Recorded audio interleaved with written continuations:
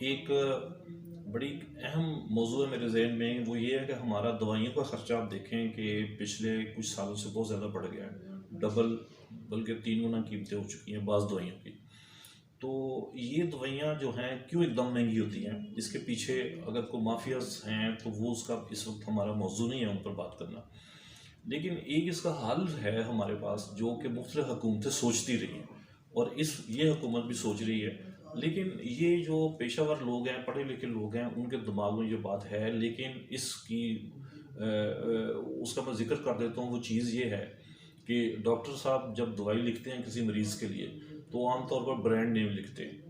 اور ایک ہوتا ہے جنیرک نیم، یعنی وہ اس دوائی کے اندر جو سالٹ یا جو نمک استعمال کیا گیا ہے ایک اس کا نام ہوتا ہے، اور اس نمک کو استعمال کرتے ہوئے مختلف فارماسیوٹیکل کمپنیاں مختلف ناموں سے دوائیاں بناتی ہیں۔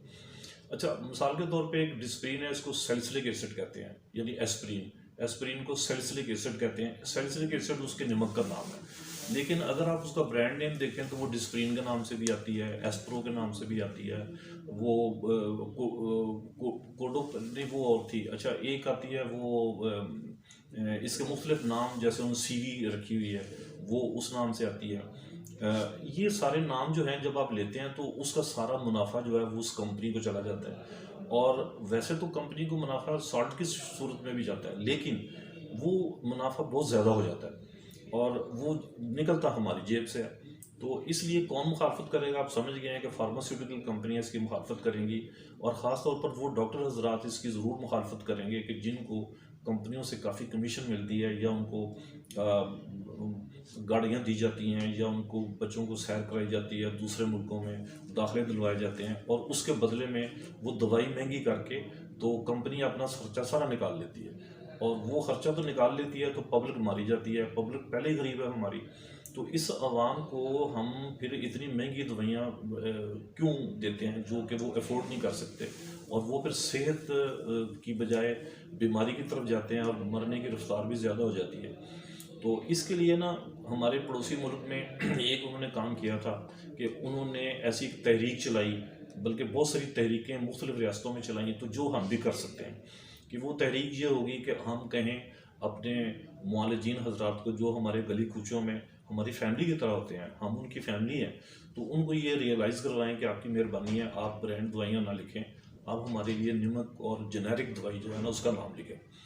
ذوالفقار علی بھٹو کے دور میں 1974 میں جو وزیر صحت تھے شیخ رشید صاحب، انہوں نے بھی اس مہم کو چلایا، باقاعدہ اسمبلی سے منظور کروایا، لیکن یہ اتنا طاقتور گروپ ہوتا ہے اس کے پیچھے کہ انہوں نے اس چیز کو چلنے نہیں دیا۔ اچھا، ابھی اس کے اوپر پھر بھی ہمارے اس وقت سوشل میڈیا کے دور میں بات ہو رہی ہے، میں بھی جیسے آپ سے بات کر رہا ہوں، اور میرے بہت سارے محترم دوست جو ہیں وہ بھی اس سلسلے میں بات کر چکے ہیں پہلے، تو اس کو غور کریں اور اس کو نا ایک تحریک کی شکل بنائیں، اور وہ تحریک صرف ایک ذاتی کسی کا فائدے کے لیے نہیں ہے، اور نہ کسی ڈاکٹر صاحب کے نقصان کے لیے۔ ڈاکٹر ایک طبیب جو ہے یہ ایک بہت مقدس پیشہ ہے، ان کو تو انہوں نے پڑھا ہوتا ہے، سب کچھ ان کو معلوم ہوتا ہے، لیکن آپ کو پتہ ہے کہ انسان ہم ہیں، جیسے میں کسی لالچ میں آ سکتا ہوں، اس طرح میرا کوئی معالج دوست ہے وہ بھی لالچ میں آ سکتا ہے، لیکن ہماری تھوڑی سی درخواست سے وہ ہم اس کے اندر وہ انسانیت کا جذبہ جگا سکتے ہیں۔ تو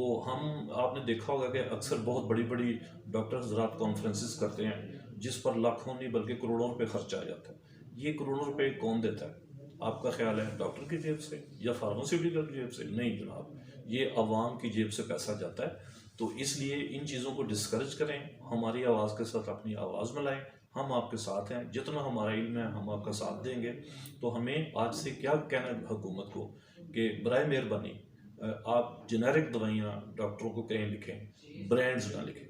بہت مہربانی، شکریہ۔